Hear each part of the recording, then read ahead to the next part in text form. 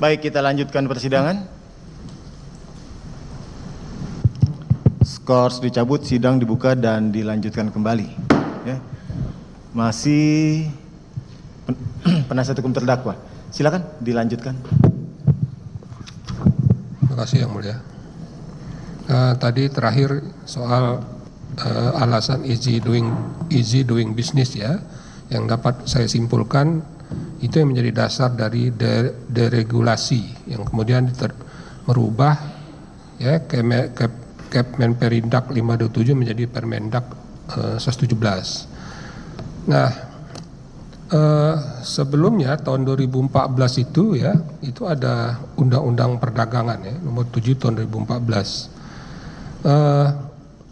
Kemudian di pasal 26 Undang-Undang Perdagangan itu merupakan atribusi dari Perpres 71 ya, yang diterbitkan di Mei 2015. Nah, terdakwa tahu nggak nih perihal Perpres itu ya, karena itu atribusi dari pasal 26 dan kalimatnya persis sama itu di pasal 5 di Perpres 71 soal pentingnya stok bahan pokok dan bahan pokok, kemudian juga kewenangan Mendak di situ ya, ada 3, distribusi, penentuan harga, sama pengelola ekspor impor.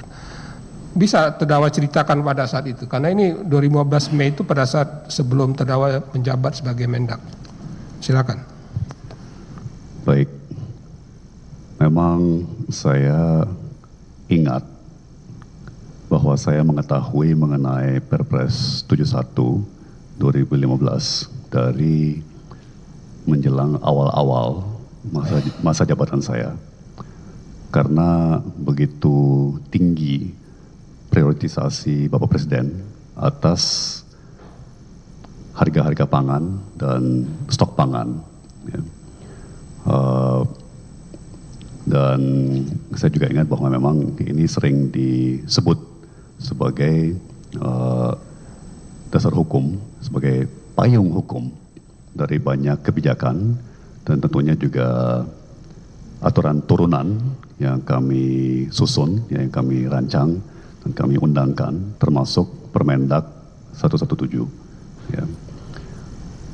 Mungkin saya hanya bisa menambahkan pada kesempatan ini bahwa memang orientasi saat itu adalah pro pasar ya, dan pro bisnis, ya, sebagaimana tadi sudah dijelaskan. Menjadi satu tujuan penting Bapak Presiden langsung ya, untuk meningkatkan ranking Indonesia dalam indikator yang disebut EODB atau Ease of Doing Business, yang saat itu disurvei dan diukur setiap tahun atau secara berkala oleh Bank Dunia, World Bank. Jadi apapun kebijakan yang kita rumuskan, kita laksanakan dengan tujuan apapun, termasuk mengendalikan dan menurunkan harga pangan, itu harus ramah bagi iklim investasi, harus ramah bagi dunia usaha. Ya. Dan terakhir ya, sebagai contoh ya, kerjasama BUMN dengan sektor swasta itu adalah sebuah contoh ya, pelaksanaan atau perumusan sebuah kebijakan yang ramah bagi investor, ya, ramah bagi investasi, ya, baik untuk iklim investasi dan pemangkasan perizinan atau penyederhanaan aturan. Itu adalah aspek penting dari meningkatkan peringkat Indonesia sebagai sebuah destinasi investasi yang ramah bagi investor. Baik, tadi kan sempat di awal dikatakan sebelum pengangkatan pernah berkoordinasi dengan Presiden Jokowi gitu ya. Nah, terkait dengan kebijakan gula sendiri, apakah pada saat itu Presiden Jokowi ada memberikan arahan tertentu secara khusus ya? Ada nggak seperti itu? Tentu ada. Ya. Bapak Presiden Jokowi dikenal sebagai seorang pemimpin yang sangat turun tangan, sangat hands on, ya, sangat memperhatikan detail dan sangat aktif mengelola pemerintahan sudah menjadi pernyataan publik beliau, ya, bahwa beliau sering menelpon langsung kepada menteri, bahkan jam 11 malam, jam 1 pagi beliau masih suka menelpon menteri untuk menanyakan status sebuah kebijakan atau status sebuah tujuan kebijakan, realisasi dan sebagainya, ya.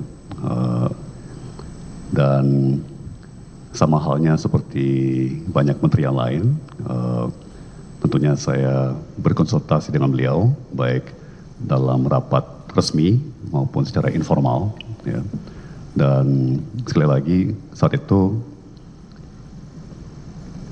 harga-harga pangan menjadi salah satu prioritas utama beliau, ya. Di samping juga iklim investasi, karena saat itu kurs rupiah sedang sangat terpuruk, ya.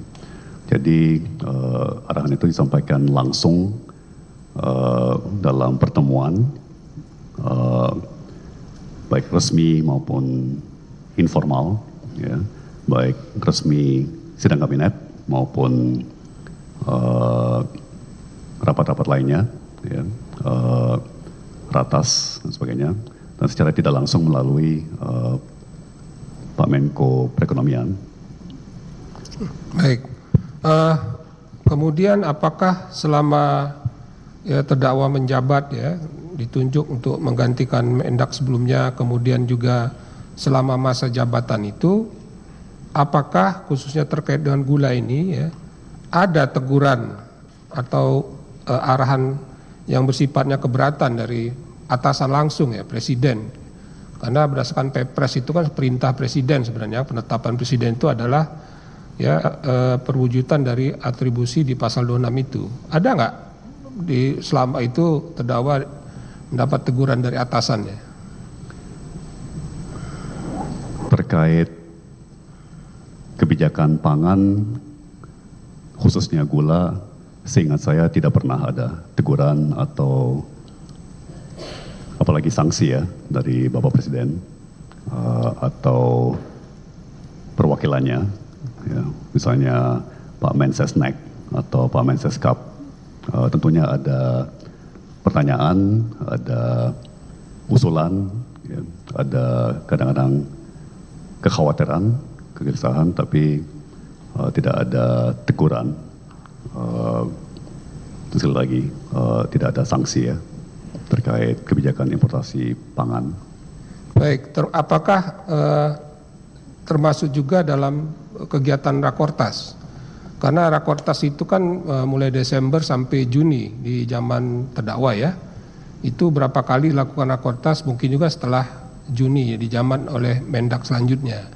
Nah, apakah terdakwa pernah mendengarkan atau mendengar langsung di Rakortas itu atau melalui pejabat di bawah terdakwa, ya, keluhan dari kementerian lainnya gitu atau dari Menko Perekonomian yang dibahas dalam Rakortas tersebut, misalnya terkait dengan banyaknya importasi atau juga terkait dengan penunjukan PGR, ya, ada nggak mendapat informasi soal itu yang terdakwa dengar langsung? Seingat saya tidak ada, dan menurut saya itu sesuatu hal yang akan saya ingat, ya, karena ini terkait isu yang besar dan penting, ya. Dan misalnya saya berkawan cukup baik dengan Bapak Menteri Perindustrian, Bapak Saleh Husin, saat kami dua-duanya menjabat bersama di Kabinet Presiden Jokowi, Wakil Presiden Yusuf Kala, dan bahkan beberapa kali bersama-sama melakukan perjalanan dinas. Jadi komunikasi antara Pak Menteri Perindustrian dengan saya sangat lancar. Saya juga sering berkomunikasi dengan Pak Menteri Pertanian, dengan Ibu Menteri BUMN, ya, dan tidak pernah ada keluhan, teguran, ya, terkait kebijakan pangan. Ya, tentunya ada orientasi atau sudut pandang yang berbeda, ya, tapi selalu dapat diselesaikan dengan baik. melalui rapat koordinasi ataupun secara dialog ya antar menteri. Selanjutnya terkait dengan tadi balik dari awal ya, pengangkatan terdakwa ya, itu terdakwa bisa nggak jelaskan kenapa terdakwa ditunjuk sebagai menteri itu, menggantikan Mendak sebelumnya itu? Kembali merupakan sebuah informasi publik ya, bahwa kondisi ekonomi, kondisi pemerintahan Jokowi Yusuf Kala saat itu dinilai tidak terlalu optimal, bahkan oleh Bapak Presiden dan Bapak Wakil Presiden sendiri. Ya, ada sebuah tingkat ketidakpuasan dengan kinerja pemerintah, ya, termasuk kinerja kabinet, sehingga Bapak Presiden memutuskan untuk melakukan reshuffle kabinet. Ya. Dan sesuai keterangan saya sebelumnya, ya, tentunya khusus sektor perdagangan, Bapak Presiden mengharapkan agar saya lebih efektif dalam menjalankan berbagai tugas dan tanggung jawab yang terkait jabatan tersebut. Ya. Dan Pak Rahmat Gobel, pendahulu saya, tentunya punya banyak kelebihan yang saya tidak miliki, terus terang. Tapi sebaliknya mungkin ada beberapa kelebihan yang saya punya yang beliau tidak miliki. Jadi dinilai oleh Bapak Presiden saat itu ya beliau butuh orang seperti saya ya, untuk mengisi jabatan tersebut. Baik, kita kemudian balik ke soal dulu ya, pemeriksaan terdakwa ya. Pada saat terdakwa ya diperiksa penyidik dulu ya, itu terdakwa tahu nggak terdakwa itu diperiksa sebagai apa gitu, sebagai pribadi kah atau menteri? Kemudian terdakwa tahu nggak perbuatan yang ditanya-tanya penyidik itu terkait dengan perbuatan sebagai Mendak atau pribadi itu? Bisa jelaskan? Saya sudah diberitahu dari akhir 2024 setelah saya resmi bergabung sebagai salah satu tim kampanye nasional sebuah pasangan capres-cawapres ya, yang berseberangan dengan penguasa, bahwa kejaksaan sedang membidik sebuah kasus terhadap saya terkait importasi gula ya, dan saya diberitahu bahwa sprindik sudah terbit dan bahwa kasus tersebut sudah dalam tahap penyidikan. Dan baik selama masa kampanye Pilpres 2024 ya, maupun setelahnya, saya mendapat kabar secara berkala bahwa kejaksaan terus membidik kasus terhadap saya terkait importasi gula. Pada saat saya dipanggil untuk pertama kalinya untuk diperiksa, saya diberitahu bahwa saya diperiksa sebagai saksi atas dugaan tindak pidana korupsi dalam importasi gula. Ya. Tidak jelas persisnya apa pelanggaran yang dituduhkan, meskipun banyak pertanyaan-pertanyaan yang mengarah ke sana ke sini, ya, mencoba melihat apakah ini dilanggar, apakah itu dilanggar. Ya. Seingat saya melihat semua konsisten dengan tujuan kebijakan, yaitu menstabilkan harga dan stok gula saat itu. Tentunya pada saat saya pertama kali diperiksa di Oktober 2024, saya sudah lupa banyak hal yang kejadiannya adalah 9,5 tahun yang sebelumnya pada saat itu ya. Sekarang udah hampir 10 tahun lalu. Sehingga seringkali saya hanya bisa menjawab secara normatif. Ya. Tapi saya berusaha untuk sekooperatif mungkin, sekondusif mungkin, ya, dan sejauh mungkin berprasangka baik,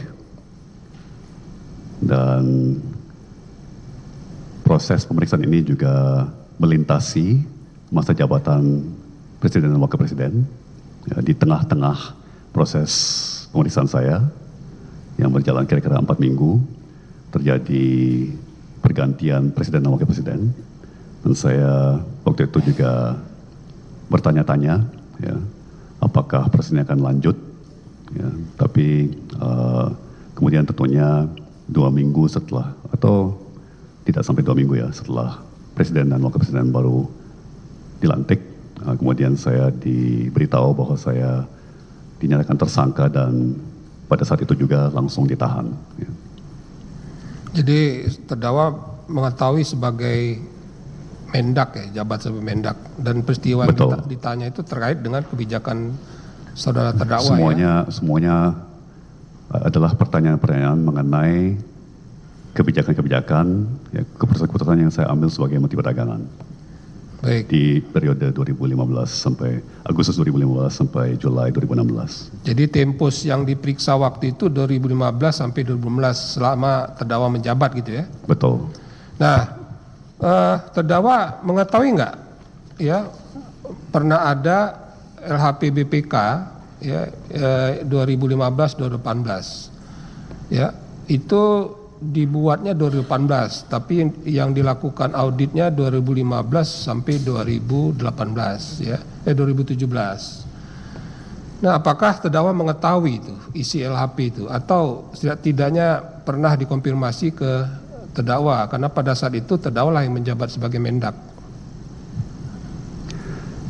Seingat saya adanya audit audit BPK atas kegiatan importasi pangan ya di 2015 sampai 2017 itu pernah diberitahu kepada saya waktu saya sudah pindah menjadi kepala BKPM. Ya, jadi saya masih terus mengabdi di kabinet Presiden Jokowi, Wakil Presiden Yusuf Kala sampai akhir masa jabatan 2019. Tapi dalam fungsi kepala BKPM ya, yang sekarang kita kenal sebagai Kementerian Investasi. Ya. Dan saya masih ingat, tapi saya lupa persisnya kapan, saya diberitahu bahwa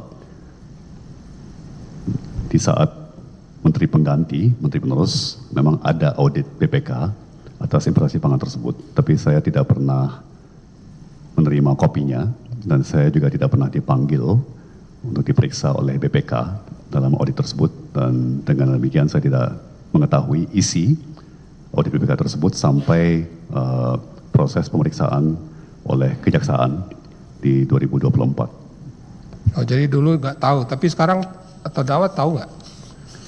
Dalam proses hukum yang sedang saya jalani, saya menerima kopi daripada audit BPK tersebut. Ya karena di audit itu kan diberikan rekomendasi oleh auditor kan, dan itu disebutkan di situ telah dilaksanakan oleh Dirjen Daklu. Ya, meskipun itu dilaksanakan di 2018 ya, di zaman Pak Enggar itu. Ya. Mungkin Kemudian, saya bisa sedikit tambahkan ya. Audit BPK tersebut menyorot beberapa kelemahan administrasi, khususnya terkait sistem INATRADE, ya, yang mungkin belum diungkapkan dalam persidangan, ya, belum sempat diungkapkan, adalah bahwa saat itu seluruh sistem pemerintahan, sistem digital, sistem IT pemerintahan sedang dalam sebuah transisi. Ya. Bea Cukai Bea Cukai _ Kementerian Keuangan sedang mengembangkan sistem yang namanya INSW, Indonesia National Single Window, ya, di mana Bea Cukai mengupayakan integrasi semua sistem-sistem kementerian-kementerian terkait seperti Kementerian Perdagangan, Kementerian Perindustrian, Kementerian Pertanian dan lain-lain, Kementerian Kesehatan ke dalam sistem bea cukai tersebut. Ya. Sistem INSW itu kemudian sesuai kesepakatan multilateral negara-negara ASEAN harus diintegrasikan kepada ASEAN Single Window. Ya. Dan di saat itu juga adalah awal mula tren yang kita kenal sekarang sebagai cloud computing. Ya, jadi kita baru sedang mencoba menggeser dari server komputer yang kita kelola sendiri ke cloud. Ya. Jadi memang sistem Inatrade pada saat itu boleh dibilang masih sangat primitif, ya, dan itu yang disorot oleh BPK dan dihimbau agar pengembangan sistem Inatrade tersebut dipercepat, ya, dan diperbaiki. Baik, apakah terdakwa membaca juga perihal apa yang disebut penyimpangan di LHP itu? Karena sebenarnya disebut juga kan perihal penunjukan kooperasi-kooperasi itu persis sama yang disebutkan di laporan audit pada saat ini BPKP, ya. Ya, perihal penunjukan Inkopkar, Inkopol, ya, Puskopol dan seterusnya itu. Betul, BPK dalam auditnya meragukan penunjukan koperasi dan asosiasi, lebih-lebih asosiasi petani tebu. Ya. Tapi BPK tidak pernah mengatakan bahwa penunjukan tersebut merupakan pelanggaran, ya, sebuah aturan atau mengakibatkan kerugian negara. Ya, artinya lagi pula waktu disebut juga di situ kan telah dilakukan rekomendasi, ya. Rekomendasinya sudah dijalankan oleh Dirjen Daklu pada saat itu. Betul. Sanksi administratif sudah diberlakukan kepada pihak-pihak yang bertanggung jawab, yang hemat BPK adalah di tingkat Dirjen. Bisa ditampilkan Permendak 117, ya.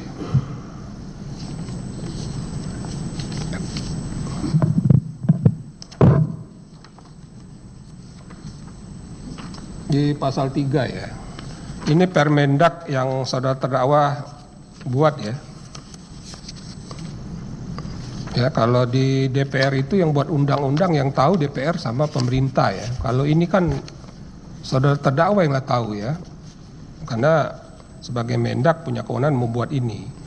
Nah, bisa nggak dijelaskan, ya, menurut terdakwa sebenarnya pasal 3 itu, ya, yang minta arus persetujuan rakor itu apakah jumlah gula atau kebutuhan konsumsi gula? Jadi pasal 3 ini mengulang pasal serupa di keputusan Menperindak 527 tahun 2004, ya, yang bunyinya kira-kira sama, ya. Dan memang pasal ini mewajibkan agar kebutuhan gula nasional itu disepakati oleh rapat koordinasi atau dalam rapat koordinasi antar kementerian, ya. Dan juga mewajibkan agar jumlah gula yang diimpor itu harus sesuai dengan kebutuhan nasional gula yang disepakati tersebut, ya. Tapi sebagaimana saya tegaskan pada sesi sebelumnya, pasal ini tidak mengatakan bahwa jumlah gula yang diimpor harus sama dengan kebutuhan nasional, ya. Sama seperti sebuah restoran atau warung tidak mungkin, ya, hanya menyetok apa yang akan dia pakai, ya. Dia harus punya inventory berjalan, ditambah lagi dengan buffer stock, ya, cadangan darurat. Kalau sampai terjadi apa-apa dengan dia punya supply chain, maka negara pun, ya, tentunya harus menjaga, ya, harus menyimpan sejumlah stok berjalan, ditambah lagi dengan sejumlah stok cadangan. Maka tidak mungkin jumlah gula ataupun komoditas lain, ya, bahan pokok yang diimpor akan persis sama dengan kebutuhan nasional.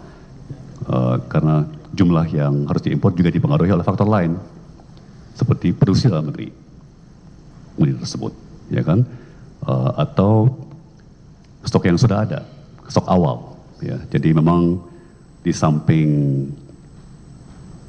kebutuhan gula nasional dalam hal ini, banyak faktor lain yang juga harus dipertimbangkan saat menentukan angka final jumlah gula yang harus diimpor. Dan itu pasti akan berubah dari tahun ke tahun. Baik, jadi sebenarnya yang disepakati adalah jumlah kebutuhan 1 tahun atau nasional, ya.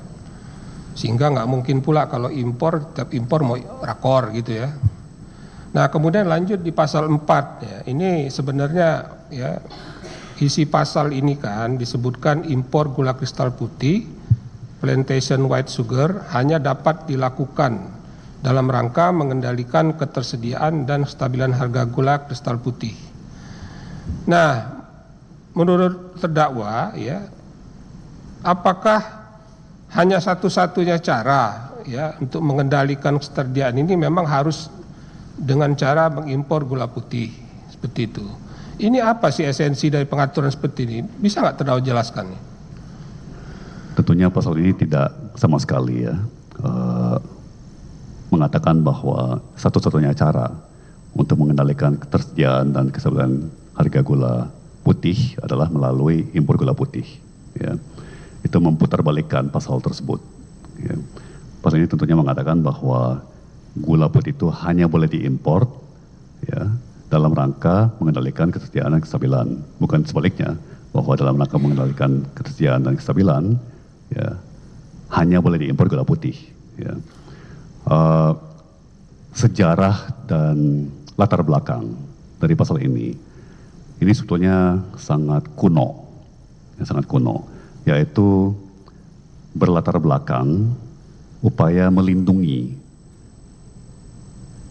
industri gula BUMN yang sangat tidak efisien, ya, sebagaimana disampaikan saksi dari Kementerian BUMN, diwariskan dan sampai hari ini masih menggunakan mesin-mesin zaman kolonial, sehingga tentunya efisiensinya jauh di bawah industri gula swasta, misalnya. Ya.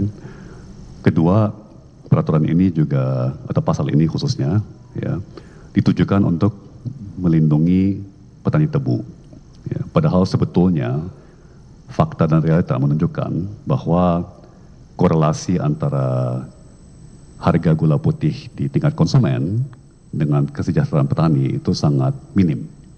Ya, petani akan lebih sejahtera kalau petani bisa lebih produktif, ya, bisa lebih efisien.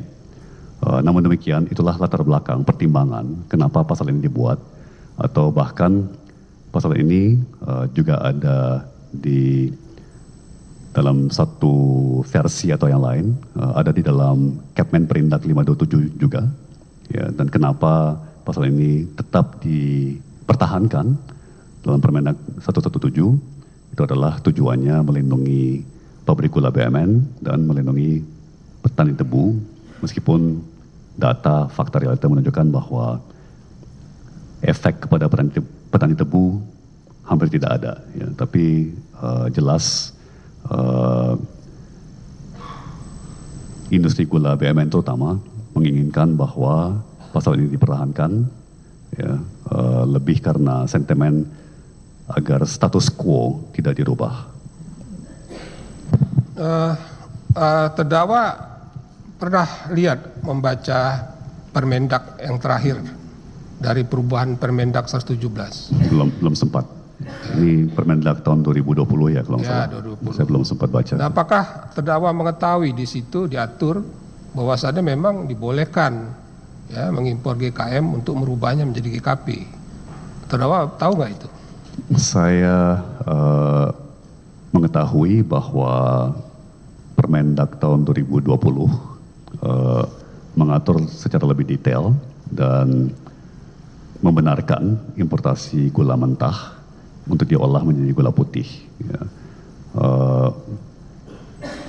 Untuk memenuhi kebutuhan nasional, termasuk upaya-upaya stabilisasi harga dan stok gula nasional, ya. Perasaan saya sedikit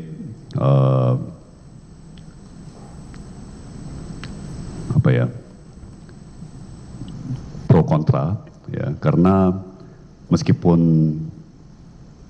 Permendak baru lebih detail, ya, sehingga lebih jelas, ya, sangat kelihatan bahwa ini sudah meninggalkan semangat debirokratisasi dan deregulasi dan relaksasi yang didorong oleh Presiden Jokowi dan Wakil Presiden Yusuf Kala di awal-awal pemerintahan Presiden Jokowi, ya.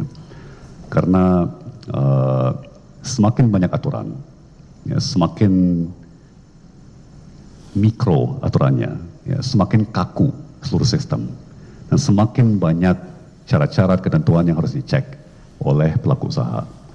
Dan dalam kurun waktu persidangan ini, saya dapat laporan dari beberapa anggota tim kita bahwa ada survei global yang sekarang menempatkan Indonesia di ranking terbawah. Dari 122 negara, Indonesia menempatkan ranking terbawah di nomor 122 sebagai negara dengan aturan impor ekspor paling ribet, paling jelimet di dunia, ya. Dan orang masih bertanya-tanya kenapa industri kita menciut terus, ya, kenapa terjadi gelombang PHK, disusul gelombang PHK, disusul gelombang PHK, ya. Sangat jelas bahwa semakin jelimet dan semakin kakunya dan semakin mikro, ya, semakin micromanage, ya, semakin pretel-pretel aturan, ya, semakin tinggi biaya administrasi, biaya kepatuhan, ya, semakin kaku seluruh sistem perindustrian, dan semakin kaku juga pasar domestik, ya. Jadi meskipun mungkin memberikan derajat kejelasan yang lebih tinggi, ya, saya mengkhawatirkan bahwa gejala over regulasi, ya, sudah menjadi kebiasaan, ya, dalam pemerintahan belakangan ini. Baik, kemudian terkait dengan Perpres 71, ya, di bukti persetujuan impor itu kan terdakwa sebutkan sebagai dasar penerbitan PI, ya, dengan mengacu kepada surat menyurat, kemudian PKS yang pernah dibuat oleh PPI maupun koperasi tersebut.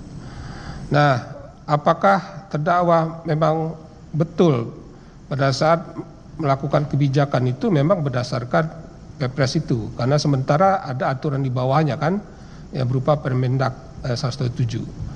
Bisa terdakwa jelaskan? Itu satu hal yang saya cukup ingat, ya, bahkan di awal-awal masa jabatan saya, ya, tentunya berbagai staf, ya, atau kawan yang berpengalaman di sektor pemerintahan mengingatkan untuk selalu menanyakan payung hukum dan dasar hukum dari semua keputusan kebijakan yang saya ambil. Itu sesuatu yang mendasar, ya, bagi seorang pejabat, dan ya, itu menjadi pertanyaan standar, ya, setiap kali kami merumuskan suatu kebijakan, apalagi menggunakan sebuah peraturan, ya. Dan memang meskipun saya tidak ingat persis Perpres nomor berapa, ya, tahun berapa, saya ingat bahwa staf saya selalu bilang, oh ya, sudah ada Perpresnya, ya, sudah ada Perpresnya, baru saja diterbitkan, ya. Dan saya ingat, ya, ini saya berterima kasih waktu itu dan sampai sekarang bahwa Sekretariat Negara disiplin dengan merumuskan arahan perintah Presiden untuk mengendalikan harga dan stok pangan menjadi sebuah peraturan Presiden, ya, sehingga payung hukumnya kuat dan dasar hukumnya ada, ya, dan dasar hukumnya terperbaharui, ya.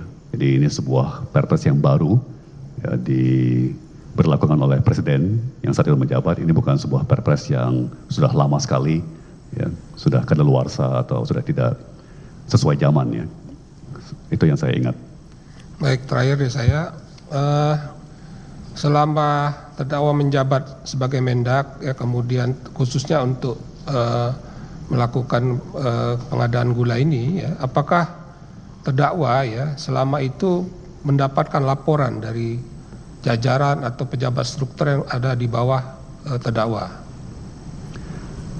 Ya, saya mendapat laporan berkala dari jajaran yang tentunya merupakan produk daripada staf mereka, ya.